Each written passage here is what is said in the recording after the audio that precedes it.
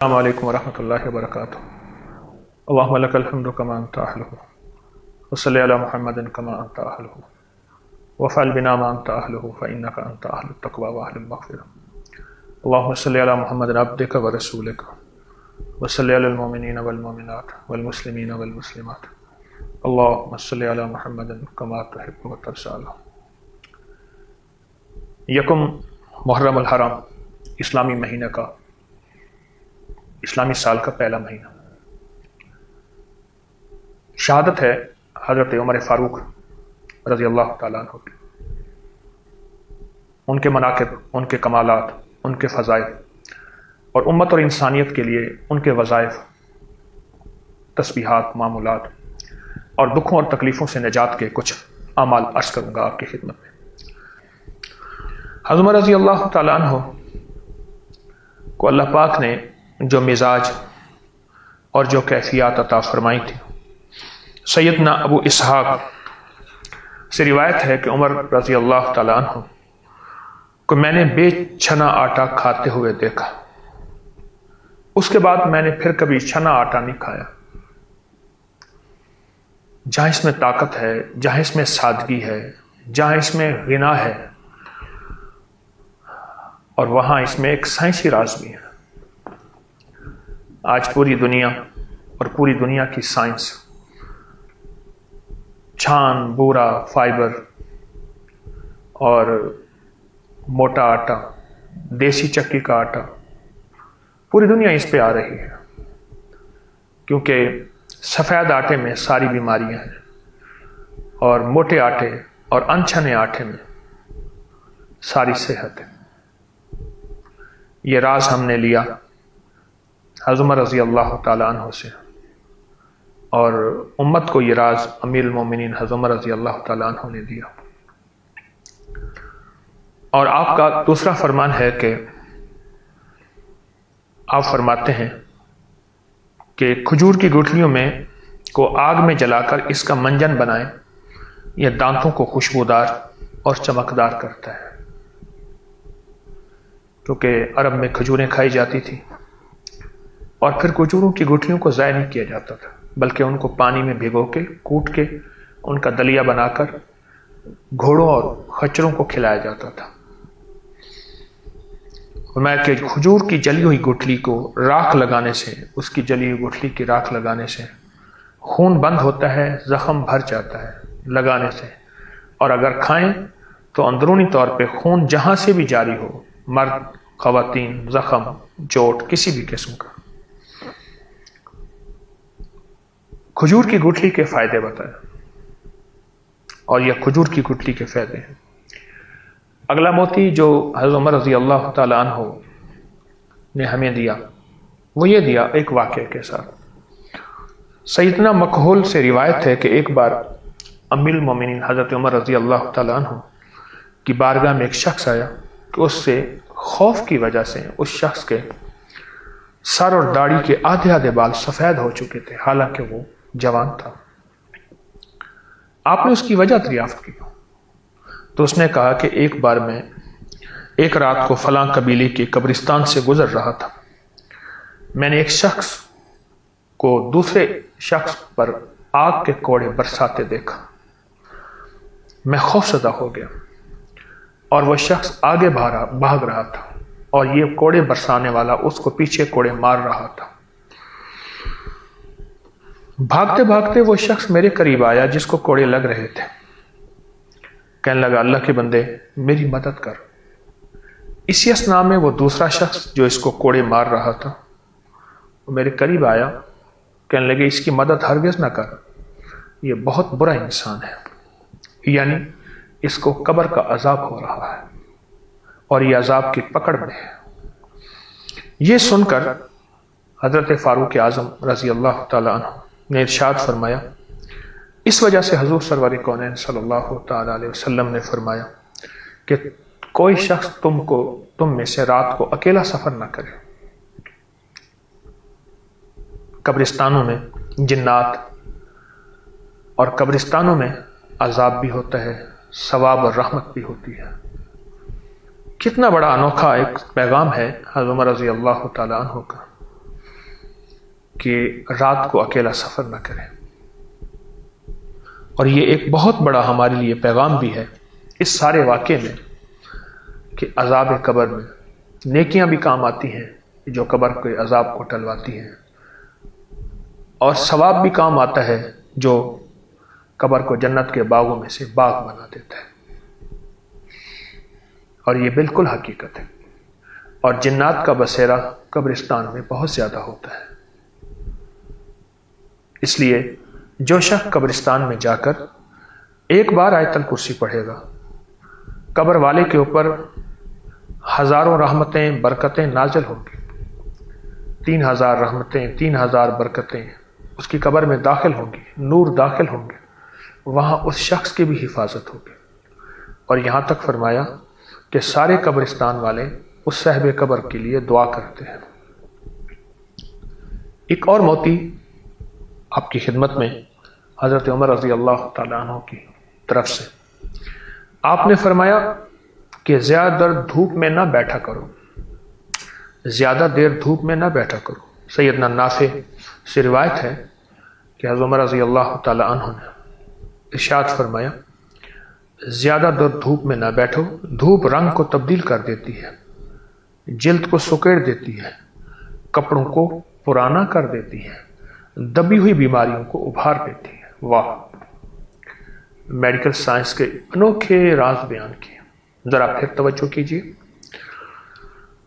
زیادہ دیر دھوپ میں نہ بیٹھو، دھوپ رنگ کو تبدیل کر دیتی ہے.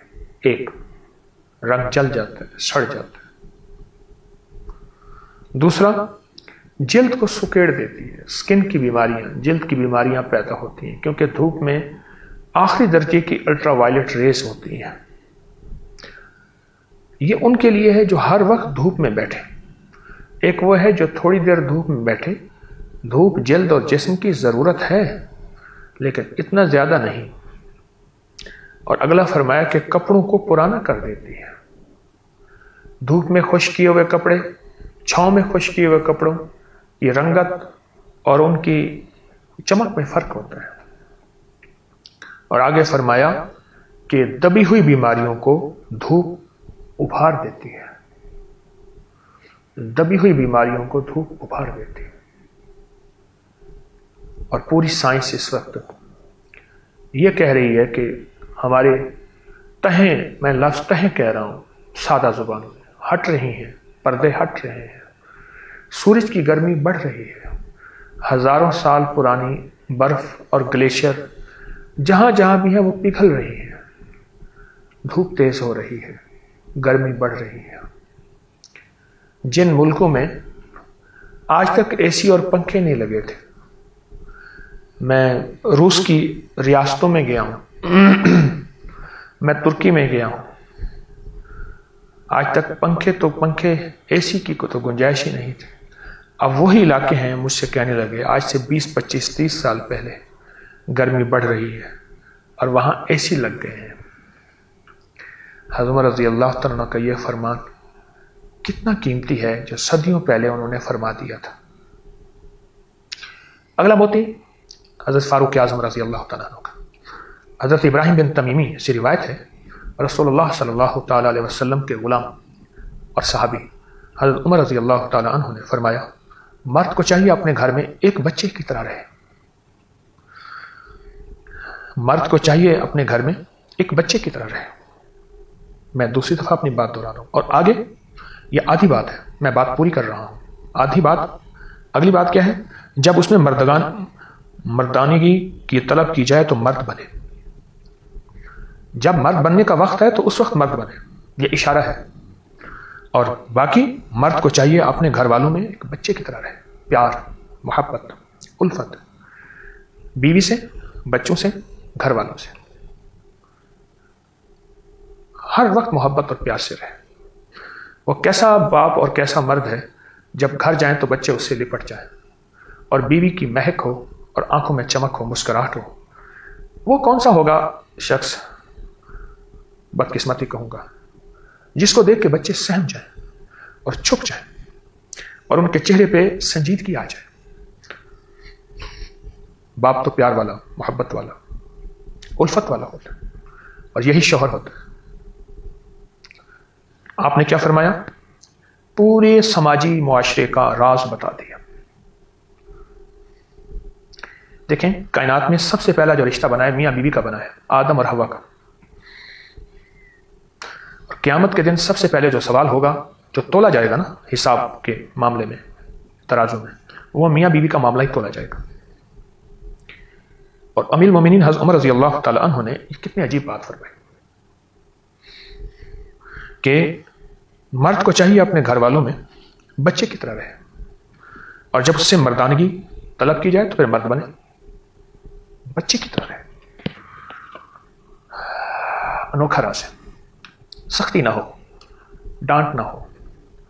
ہم سے خطا ہوتی ہے، وہ خطا یہ ہوتی ہے جب بچوں کی غلطیاں شرارتیں دیکھتے ہیں اپنا بچپن بھول جاتے ہیں.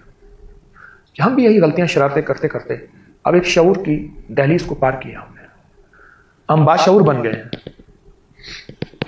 یہ میں مدھ پہ پانی پی رہا ہوں، آقا سرور کونین صلی اللہ تعالی علیہ وسلم کا برتن ہے، ناپ تول کے لیے بھی، استعمال کے لیے بھی، اور تمام صحابہ آل رسول اولیاء کا برتن ہے.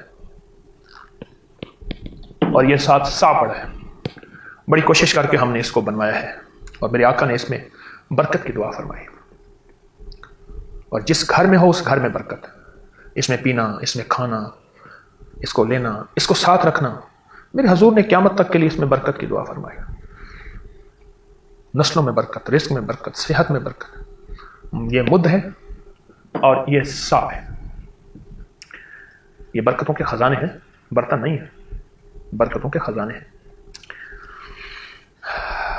اگلا موتی جو حضرت عمر نے فرمایا، سیدنا ابن طاؤس رحم اللہ فرماتے ہیں، اپنے والد سے روایت کرتے ہیں کہ حضرت عمر فاروق رضی اللہ تعالیٰ عنہ نے فرمایا، سفر کرو صحت یاب ہو جاؤ گے. سفر وسیلہ ظفر ہے. سفر کرو صحت یاب ہو جاؤ گے. کہ اپنی جگہ چھوڑ دو. اور ہجرت کرنے سے دو چیزیں ملتی ہیں سفر کرنے سے، ایک رزق اور دولت، اور ایک صحت ملتی ہے. ہجرت کرنے سے رزق ملتا ہے، صحت اور دولت ملتی ہے. اور واقعی ایسا ہے، اور یہ حقیقت ہے. لاکھوں، ہزاروں سال، سینکڑوں سال کے تجربات میں یہ بات حقیقت ہے.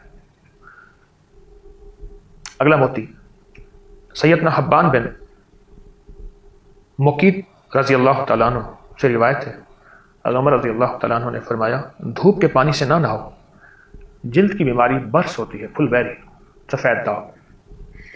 دھوپ کے پانی سے نہ نہاؤ. سائنس کی اس پہ پوری ریسرچ ہے، تحقیق ہے، اور سائنس حقیقت کو بیان اس طرح کرتی ہے کہ دھوپ کے پانی میں وہ شعاعیں، وہ لہریں، وہ چیزیں داخل ہو جاتی ہیں جو ہماری جلد کو نقصان پہنچاتی ہیں، اور جلد کے اندر جو سچے نظام ہیں وہ سارے متاثر ہو جاتے ہیں. آج سے 1400 سال پہلے حضرت عمر نے یہ بات فرما دی تھی کہ دھوپ کے پانی سے نہ نہاؤ.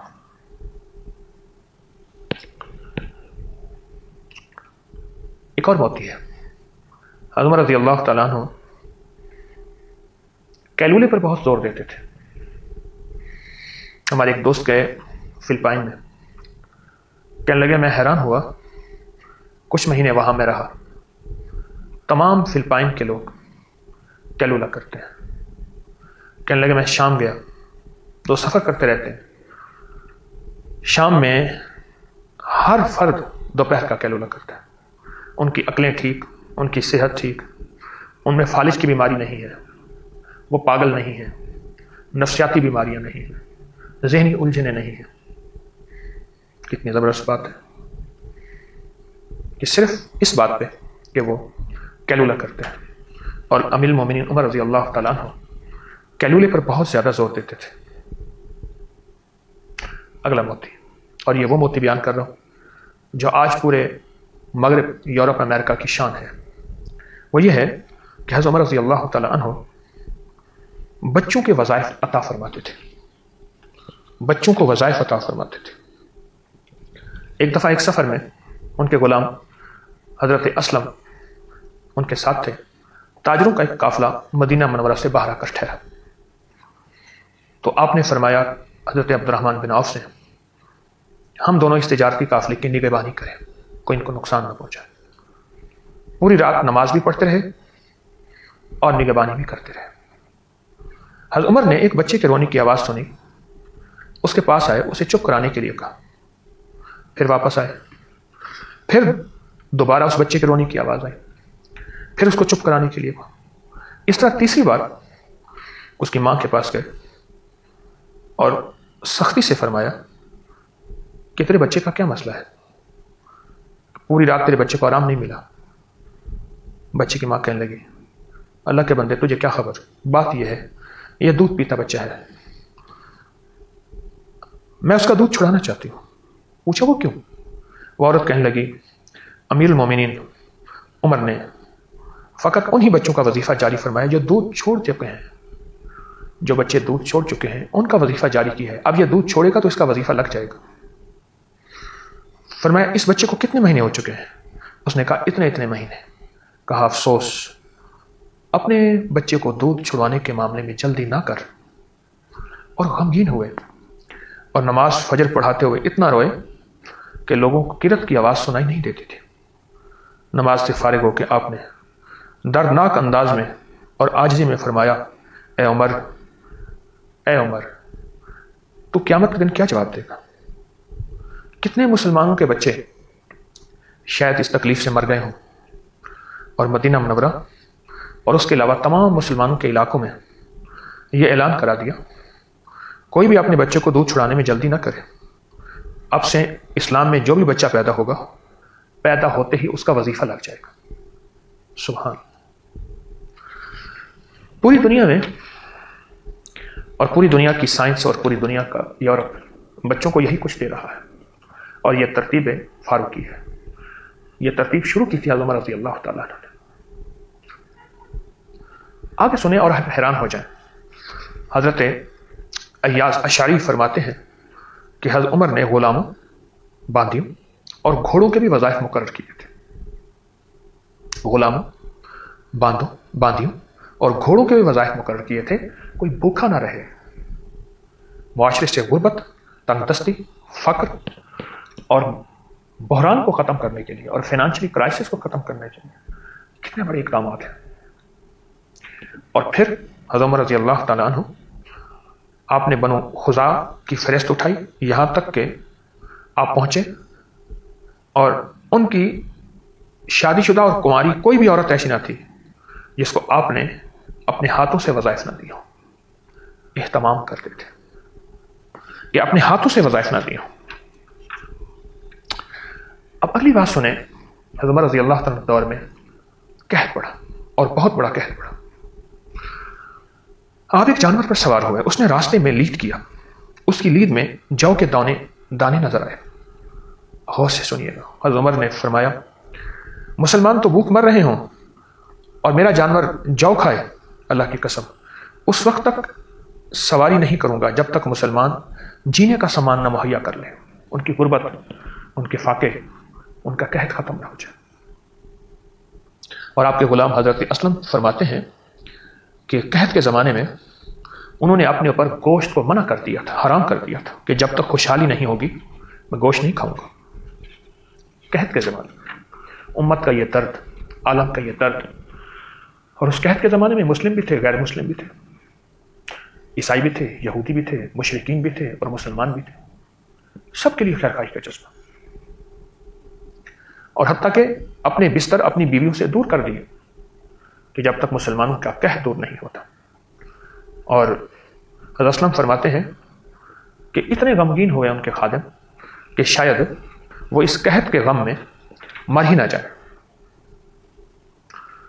سیدنا عیسیٰ بن معمر کی روایت ہے کہ ایک دفعہ حضرت عمر کے بیٹے کو آپ نے تربوز کھاتے دیکھا، فرمایا 100 کروڑ افسوس ہے اے میرے بیٹے، تو پھل کھا رہا ہے، امت محمدیہ بھوک سے نڈال ہو چکی ہے۔ اور آپ نے گھی اور روغن، مکھن، بلائی، یہ ساری چیزیں اپنے اوپر منع کر دی تھی، حتیٰ کہ یہاں تک قحط کے زمانے میں اونٹ ذبح ہوئے، اس کے کوہان اور کلیجی کا بہترین گوشت پکا کر حضرت فاروق اعظم کی خدمت میں پیش کیا کہنے لگے ہائے میں کتنا برا حاکم ہوں گا اگر میں عمدہ کھانے کھاؤں اور لوگ بچا کچا کھائیں، لے جاؤ میں نہیں کھاؤں گا، جب تک کہ لوگوں میں تمنگری عام نہ ہو جائے۔ اب ایک راز ہے ایسا جو راز ضرور سنیے گا۔ پھر یہ قحط کے زمانے میں جب لوگ مر رہے تھے، جانور ختم ہو گئے، پانی نہ رہا، سبزہ نہ رہا، ہر چیز ختم ہو گئی، تو پھر قحط ختم کیسے ہوا؟ حضرت انس بن مالک رضی اللہ تعالیٰ عنہ سے روایت ہے، مدینہ منورہ میں جب قحط سالی ہوئی تو حضرت عمر رضی اللہ تعالیٰ عنہ نے اللہ کے نبی علیہ الصلوۃ والسلام کے چچا حضرت عباس بن عبد المطلب کے وسیلے سے دعا مانگی، اے اللہ پہلے ہم تیرے پیارے نبی کے وسیلے سے بارش کی دعا کرتے تھے تو ہم پر بارش نازل فرماتا تھا، اب ہم تیرے نبی کے چچا کے وسیلے سے دعا کرتے ہیں۔ یہ میں بخاری شریف کی روایت بیان کر رہا ہوں، اور تو ہم پر بارش فرما۔ حضرت انس فرماتے ہیں کہ حضرت عمر یوں دعا کرتے تھے اور ہم پر بارش اللہ نے نازل فرما دی۔ ایک اور روایت عبد الرحمن بن کعب سے روایت ہے، مدینہ میں جو قحط آیا تو حضرت عمر پریشان تھے، حضرت بلال مزنی بارگاہ فاروقی میں حاضر ہوئے کہ میں آپ کی طرف اللہ کا قاصد بن کے آیا ہوں، میں نے خواب میں رسول اللہ صلی اللہ علیہ وسلم کو دیکھا، اے عمر میں تجھے بہت دانا سمجھتا رہا اور سمجھتا ہوں، لیکن اب یہ کیا ہو گیا تمہیں؟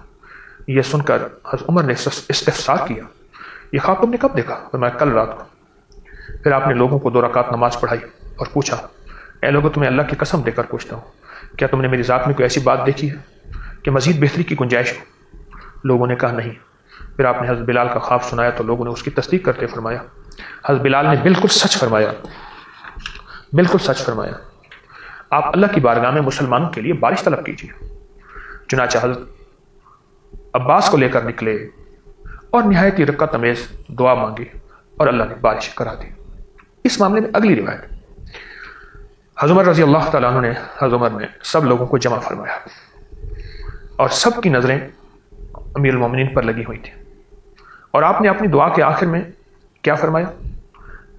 اے اللہ میں اپنی رعایا کے معاملے میں مجبور ہوں، اے پیارے رب جو کچھ تیرے پاس ہے وہ سب انسانوں کے لیے کافی ہے۔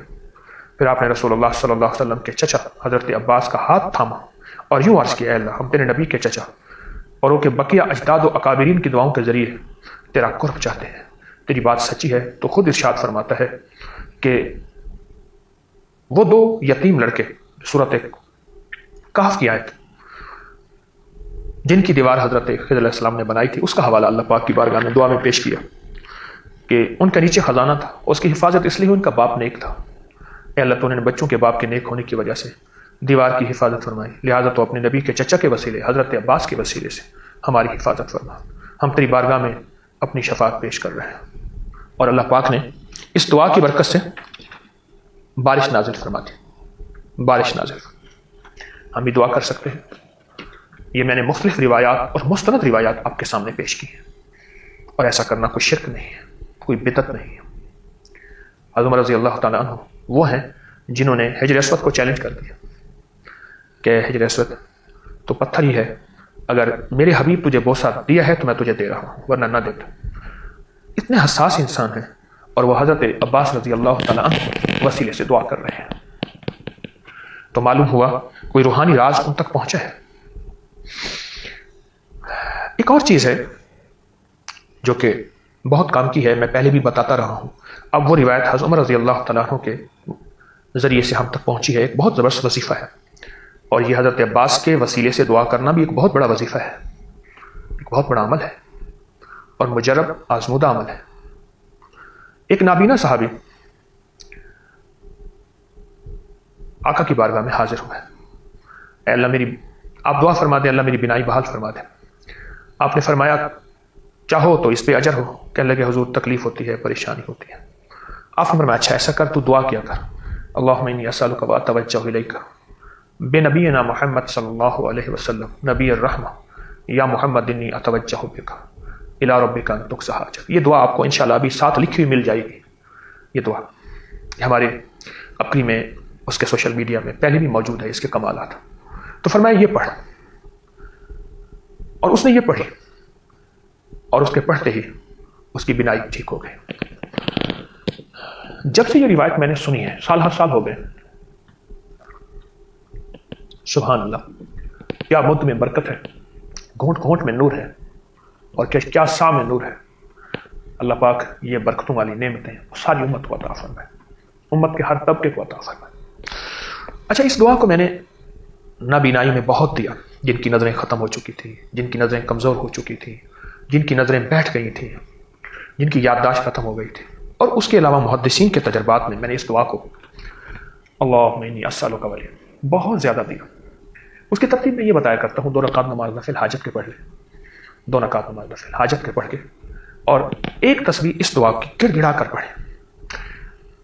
अल्लाह का नाम और अमाल ध्यान और तवज्जो से, जितना ध्यान होगा, जितनी तवज्जो होगी, उतना ज़्यादा इसके कमालात, इसकी बरकत हासिल होंगी। और अपने मसाइल का तसव्वुर करते हुए, अपनी मुश्किलात का तसव्वुर करते हुए, और अपने हर मसले का, जो भी मसला है उसमें तसव्वुर करते हुए ये आप दुआ पढ़ें, अपने लिए पढ़ें, अपने अजीज़ों के लिए, अपने मसलों के लिए, अपने प्यारों के लिए मांगे। रोज़ एक तस्बीह पढ़ लें, 2 नफिल पढ़ लें, दिन के किसी वक्त पाक साफ होकर ये कर लिया। और ये मुख्तलिफ रिवायात में है, और हज़रत उमर रज़ी अल्लाह तआला अन्हु की साथ भी ये मनकूल है कि उन्होंने भी ये बताया, और जिसने किया और अल्लाह पाक जल्ल शानहू ने उनके मसाइल हल किए, उनकी मुश्किलें दूर की और उनकी परेशानियां दूर की। अब एक और मोती है जो आपकी खिदमत में अर्ज़ करूंगा। हज़रत उमर रज़ी अल्लाह तआला अन्हु के दौर में शाम में ताउन की वबा आई, ताउन की बीमारी फैली, सैकड़ों सहाबा, बड़ी बड़ी हस्तियां, काफ़ी साल हो गया, शहीद हो गए, बड़ी बड़ी हस्तियां। और उस ताउन की बीमारी में उसने एक हदीस मुबारक है कि फरमाया, मेरी उम्मत में ये जो ताउन है दुश्मन जिन्नों की तरफ से पहुंचेगा। मेरी उम्मत को ये दुश्मन ताउन दुश्मन जिन्नों की तरफ से पहुंचेगा। हदीस का मफहूम है। एक बहुत बड़ा मौजू है जो मैं कई बार अपने दर्स में बयान कर चुका हूँ, और अल्लाह के हबीब ने हज़रत उमर रज़ी अल्लाह तआला की रिवायत से इसकी निशानदही फरमाती है। और नाम उमर जो है ये जिन्नात का इलाज है, नाम उमर जादू का इलाज है, नाम उमर नजर बद का इलाज है। मैं आगे चल के आपको इसके कमालात, फ़वाइद अर्ज़ करूँगा कि नाम उमर में क्या ताकत है और क्या तासीर है। अब एक और मोती है, हज़रत उमर रज़ी अल्लाह तआला का अदल इंसाफ इतना मशहूर था कि अपने तो अपने गैर भी इसकी गवाही देते हैं। सईद बिन अल मुसय्यब से रिवायत है कि एक यहूदी और मुसलमान का मुकदमा पेश हुआ। जब आपने दोनों के मुकदमे को गौर से सुना तो आपने यहूदी के हक में फैसला दे दिया, और वो यहूदी इतना खुश हुआ कि इस्लाम कितना खरा, सच्चा और हक मजहब है। और वजाहतन एक बात बताता चलो कि हज़रत उमर के दौर के जो बड़े काजी थे, चीफ जस्टिस थे, वो हज़रत अली करमल्लाहु वजहुल करीम थे। और आपके हर खुतबे में वह अक़ज़ाहुम अली, आप जुमे के हर खुतबे में एक लफ्ज़ सुनते हैं, वह अक़ज़ाहुम अली, क़ज़ा अली के पास है, फैसले। और हज़रत उमर रज़ी अल्लाह तआला अन्हु अपने मुश्किल तरीन फैसलों में हज़रत अली करमल्लाहु वजहू का साथ लेते थे। और अल्लाह पाक जल्ल शानहू ने उनके सीने को नूर से और रूहानियत से ऐसा भरा हुआ था कि हज़रत उमर की पेचीदा से पेचीदा मसाइल को चुटकियों में हल फरमा देते थे। और ख़ुद हज़रत उमर भी और सारा मजमा भी अश कर उठता था। तो यहूदी कहने लगा कि इस्लाम इतना सच्चा मजहब है कि इसने मेरे हक में फैसला कर दिया। तो आपने फरमाया, ये फैसला मैं नहीं, हर अल्लाह और उसके हबीब का मानने वाला ये फैसला करेगा। और वो फैसला अगर गैर मुस्लिम के हक में है तो गैर मुस्लिम के हक में ही करेगा। एक और मोती है, हज़रत अब्दुल्ला बिन उमर से रिवायत है कि मैंने एक ऊँट खरीद कर चरागाह में छोड़ दिया। उमर के बेटे हज़रत अब्दुल्ला बिन उमर, वो मोटा ताज़ा हो गया, उसे बेचने के लिए मैं बाजार लाया। बाजार में हज़रत उमर की नज़र मेरी ऊँट पर पड़ गई, वालिद की। पूछा, ये ऊँट किसका है? अर्ज किया, आपके बेटे का। ये ऊँट किसका है? फिर पूछा तो अर्ज किया, हुजूर मैंने इसे खरीदा, चरागाह में छोड़ दिया और ये चरता रहा।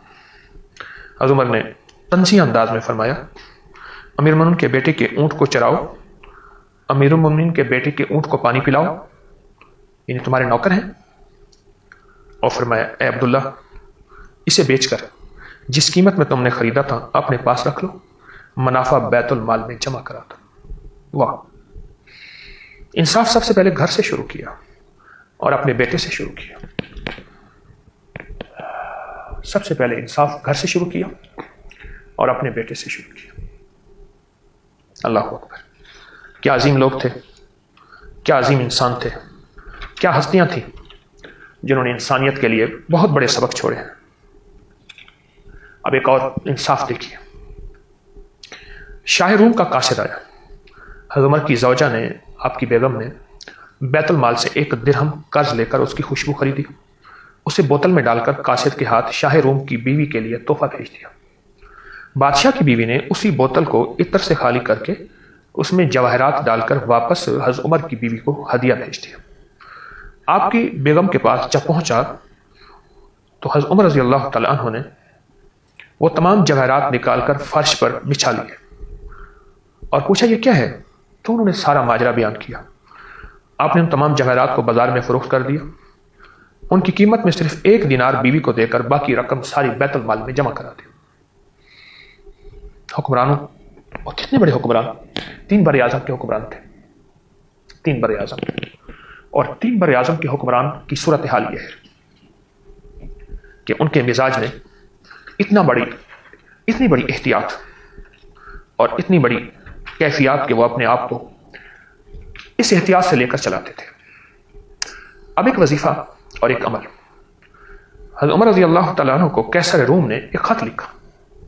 روم کے بادشاہ نے، سپر پاور تھے قیصر اور کسرا، قیصر روم، کسرا ایران، سپر پاور تھے۔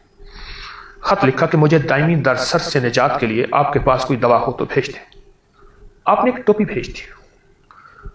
شاہ روم جب اس ٹوپی کو پہنتا تو درد سر ختم ہو جاتا، جب اتارتا تو درد پھر شروع ہو جاتا۔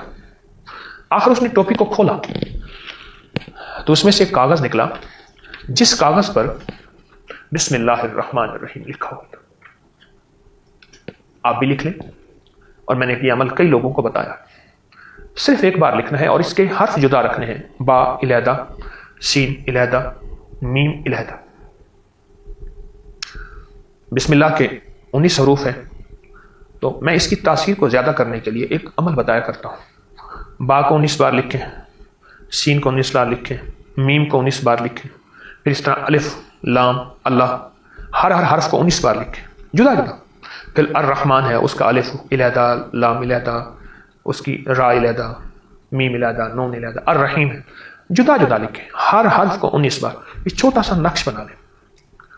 دماغ کی کمزوری، یادداشت کی کمزوری، دائمی نزلہ، نظر کی کمزوری اور پرانا درد سر، کسی بھی ٹینشن، انزائٹی، اسٹریس، ذہنی دباؤ، اعصابی کھچاؤ یا کسی بیماری کی وجہ سے اگر ہے تو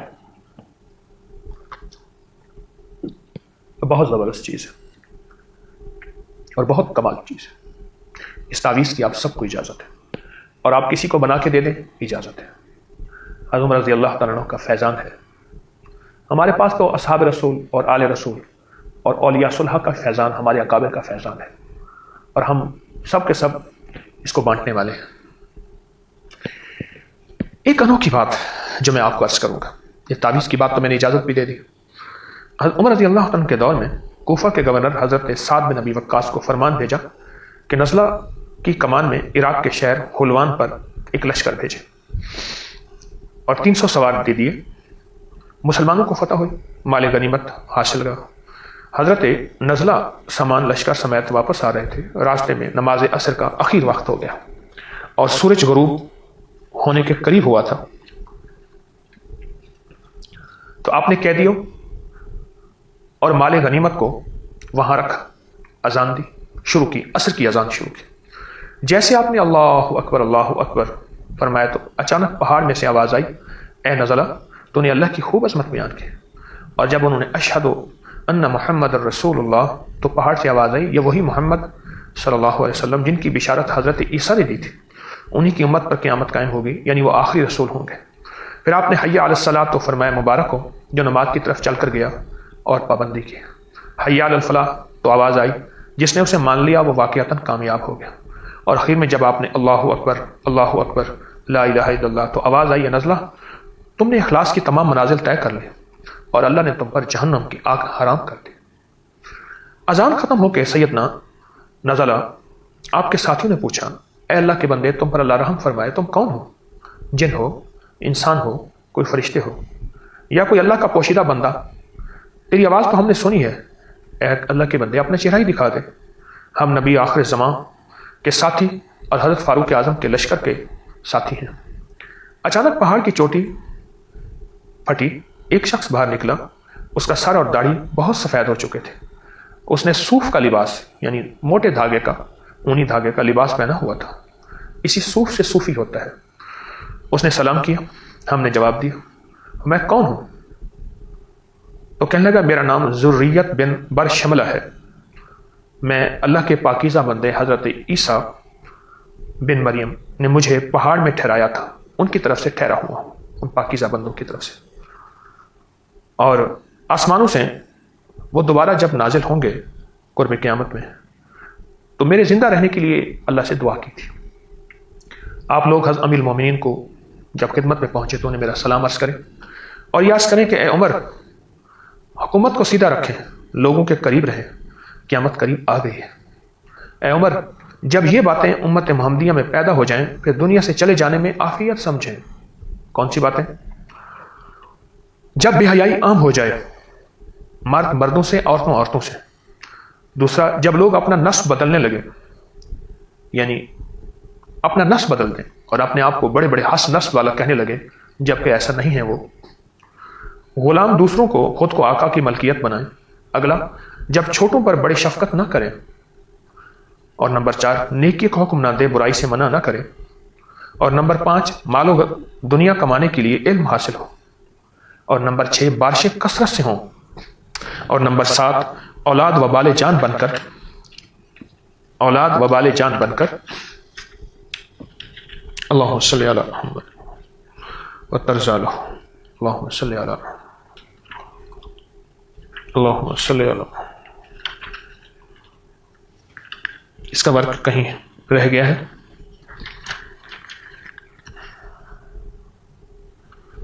اولاد وبال جان بن کر، ہاں، اپنے والدین پر مسلط ہو جائے، اور جب حکومت کے مال کو اپنا مال سمجھا جائے، حکومت کے مال کو اپنا مال سمجھا جائے، اور جب گناہ کر کے اس پہ اترایا جائے تو عمر سے میرا پیغام دے دینا، سمجھ لینا کہ قیامت آ گئی ہے۔ صحابہ کرام فرماتے ہیں اس کے بعد وہ شخص غائب ہو گیا اور پھر ہمیں کبھی نہ ملا۔ اس شخص نے وہ باتیں کہی ہیں جو حقائق اور دنیا کی اصلی حقیقتوں پر مبنی باتیں ہیں، ساری کی ساری۔ اللہ اکبر۔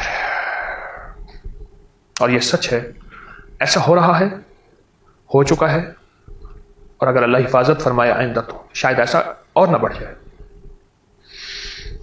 اب ایک اور واقعہ سنیے اور نام عمر کی تاثیر دیکھیے۔ عبداللہ بن مسعود رضی اللہ تعالیٰ عنہ اللہ کے حبیب کے غلام صحابی ہیں، فرماتے ہیں کہ حضور کے ایک صحابی کی ایک جن سے ملاقات ہوئی، دونوں میں کشتی ہوئی، تو رسول اللہ کے صحابی نے اس جن کو پچھاڑ دیا، دوبارہ لڑائی ہوئی، پھر وہ جن ہار گیا۔ صحابی نے بڑی حیرانگی سے جن سے پوچھا تم اتنے بڑے لاغر اور کمزور ہو، تمہاری کلائیاں کتے جیسی ہیں، کیا سارے جنات ایسے ہوتے ہیں یا تم ہی ایسے ہو؟ کہنے لگا اللہ کی قسم میں تو جنات میں کافی موٹا تازہ ہوں، چلو ایسا کرتے ہیں ایک بار پھر کشتی کر کے دیکھ لیتے ہیں، اب کی بار بھی تم نے مجھے اگر ہرا دیا میں تمہیں ایک بڑے کام کی بات بتاؤں گا، یہ تمہیں بہت نفع دے گا۔ پھر کشتی ہوئی اور اللہ کے حبیب کے صحابی نے پھر اس کو ہرا دیا، تو صحابی نے جن سے کہا اب بتاؤ تم مجھے کیا بات بتاؤ گے؟ تو جن نے کہا تمہیں آیت الکرسی آتی ہے؟ میں ہاں آتی ہے۔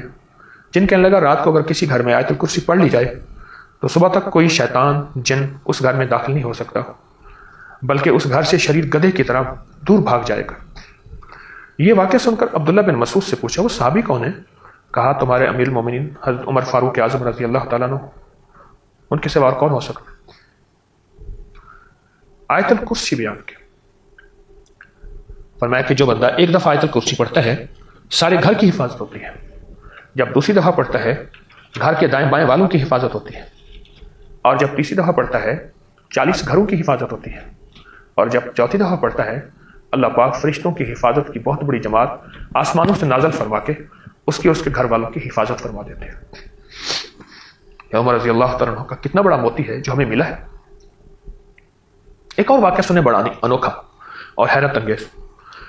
ایک دن اللہ کے حبیب صلی اللہ تعالیٰ علیہ وسلم تشریف فرما تھے تو رب سے اصحاب کہف کی ملاقات کی آتوں کی.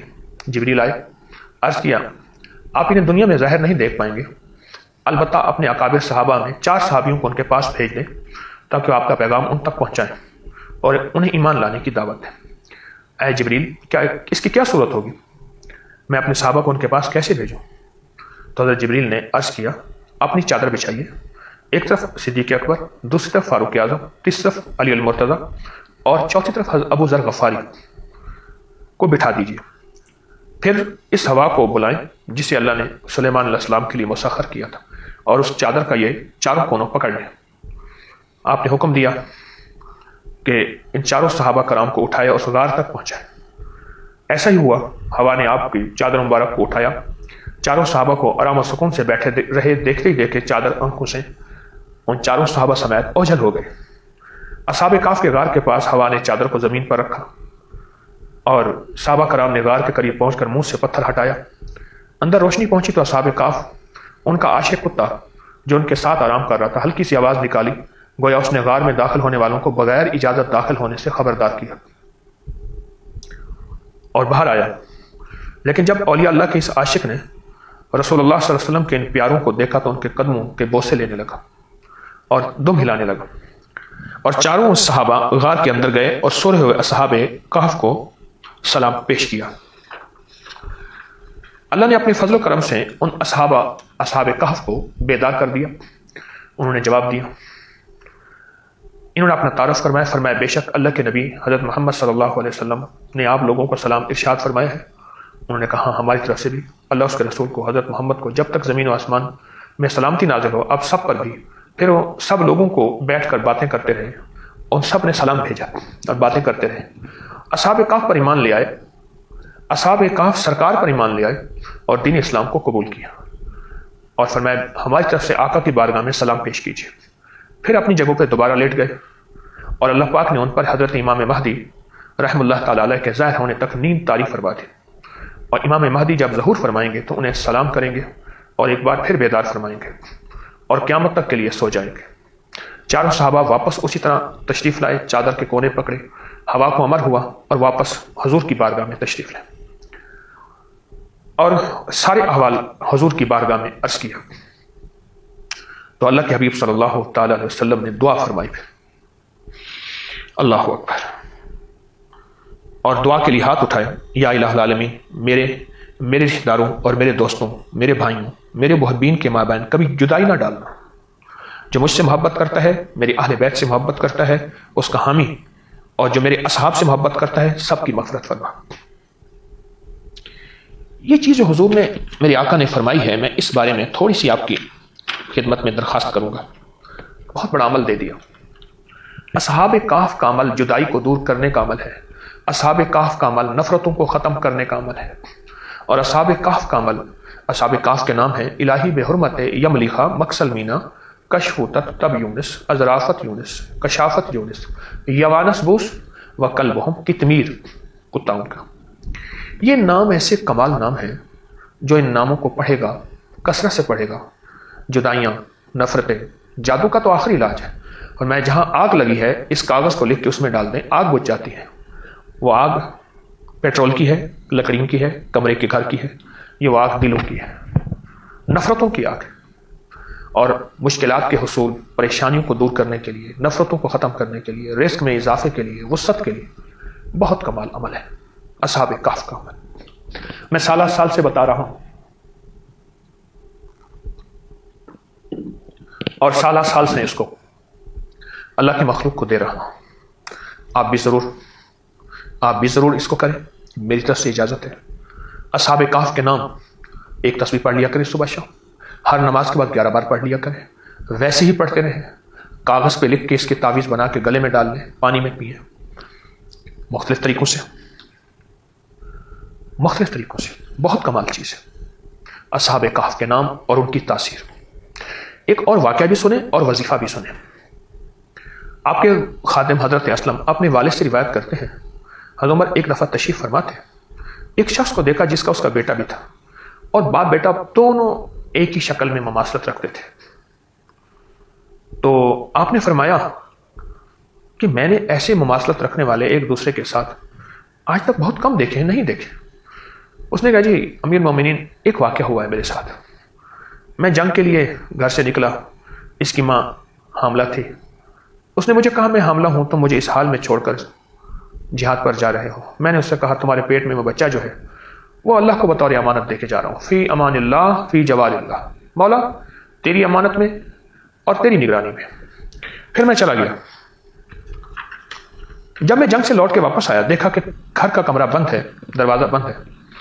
بہت عرصے کے بعد میں نے ادھر ادھر سے پوچھا انہیں کہ آپ کی بیوی کا انتقال ہو گیا۔ میں بہت غمزدہ ہوا۔ میں نے لوگوں سے پوچھتا پوچھاتا اس کی قبر بقیع کے قبرستان میں گیا۔ اللہ اکبر۔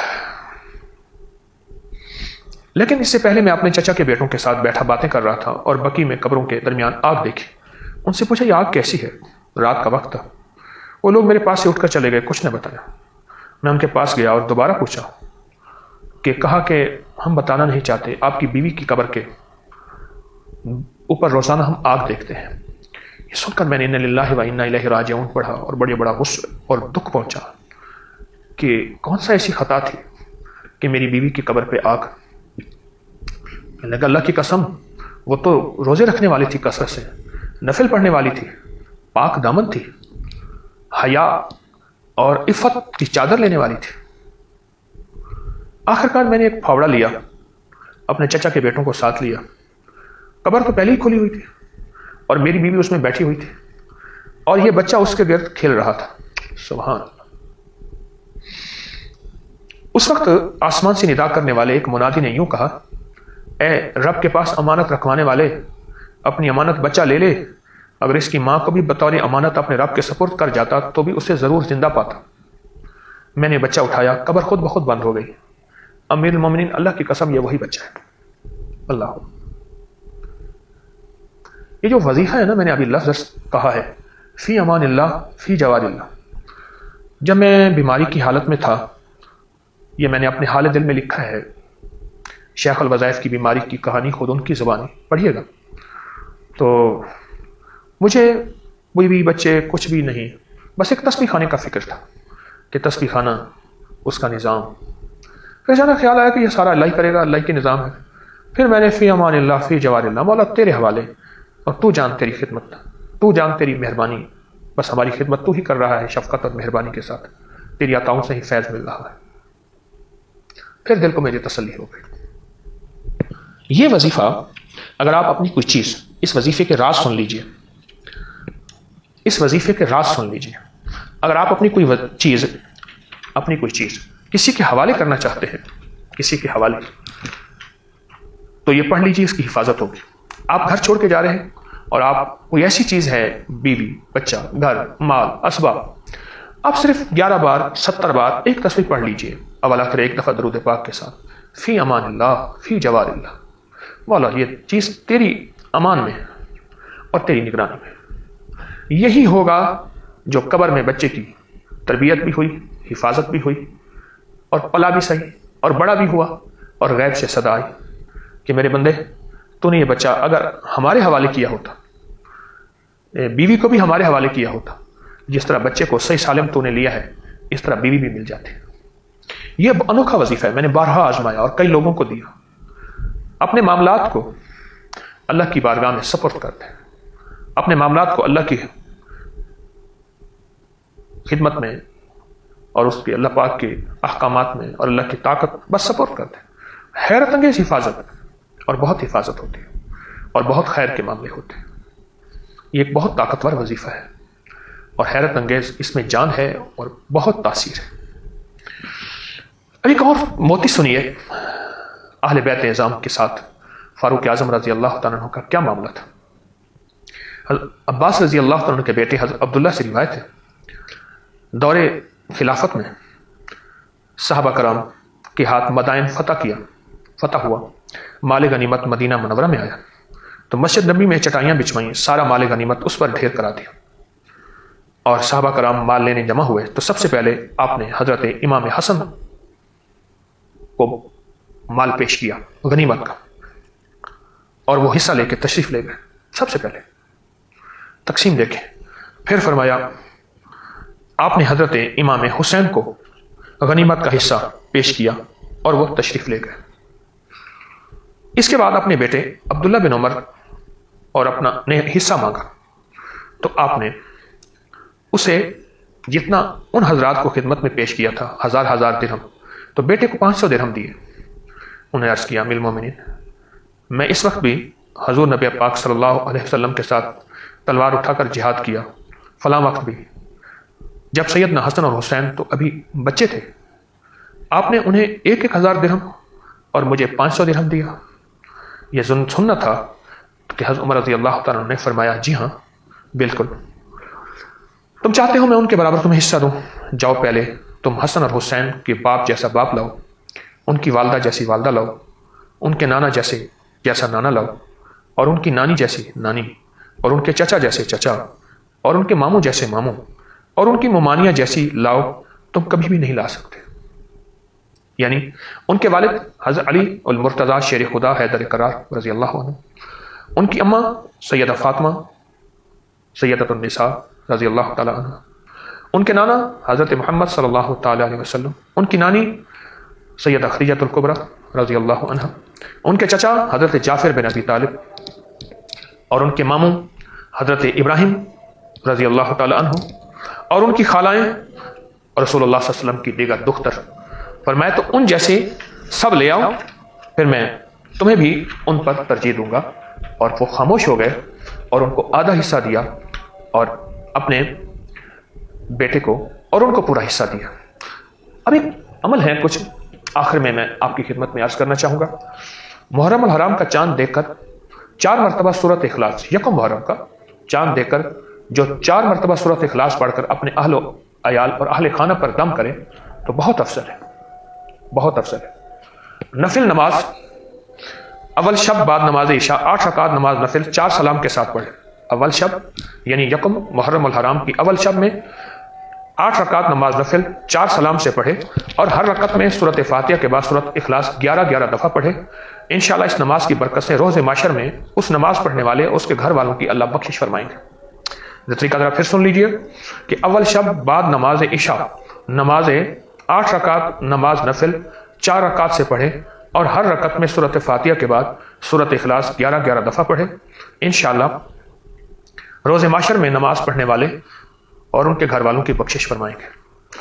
और मैं पहली रकत शब को जो यकम मुहर्रम की पहली शब है, अगर इज्तिमाई तौर पे बैठ के या आप अकेले बैठ के सिर्फ एक तस्बीह कलमा शरीफ की पढ़ लें और हज़रत उमर को हदिया करें उनकी रूह को, इस तसव्वुर के साथ कि उनको अल्लाह पाक ने उनके नाम में ये ताकत दी है कि जिन्नात और शयातीन भाग जाते हैं, इस हदिये की बरकत से हज़रत उमर मेरी तरफ दुआ फरमाएं और हम दुआ के लिए कह सकते हैं। तो इस अमल की वजह से यानी एक तस्बीह की वजह से उनकी दुआ की बरकत से जादू जिन्नात बंदिशें मेरा पीछा छोड़ रही हैं, तो इसका बहुत ज़बरदस्त रिजल्ट भी है और बरकत भी है। एक तस्बीह कलमे की पढ़ें और हज़रत उमर की रूह को हदिया करें कि अल्लाह पाक ने उनके नाम में ताकत और तासीर दी है जिसकी वजह से जादू जिन्नात असरात बंदिशें नजरेबत छोड़ जाती है। जो अपने सीने पर सोते हुए उमर लिखते हैं ऐसे सीने पर 1 बार 3 बार 5 बार 7 बार, तो वो वसाविस खत्म हो जाते हैं, गुनाहों की आदत छूट जाती है, रात की नापाकी खत्म हो जाती है और उसके साथ शैतानी वसवसे और शैतानी चीज़ें उससे दूर हो जाती हैं। बहुत कमाल अमल है। अच्छा, ये हर वक्त कर सकते हैं, किसी वक्त भी कोई वसवसा आए, कोई शैतानी गुनाह किसी भी किस्म का, तो दिल के ऊपर ऐसे उंगली से उमर लिख दें, चाहे किसी को पता ही ना चले, आप ऐसे हाथ रखें और ऐसे उंगली से हज़रत उमर का नाम लिख दें, ऐसे किसी के सामने बैठे हुए और किसी को इल्म भी ना हो, आप लिख सकते हैं। आप ये अमल ज़रूर कीजिए।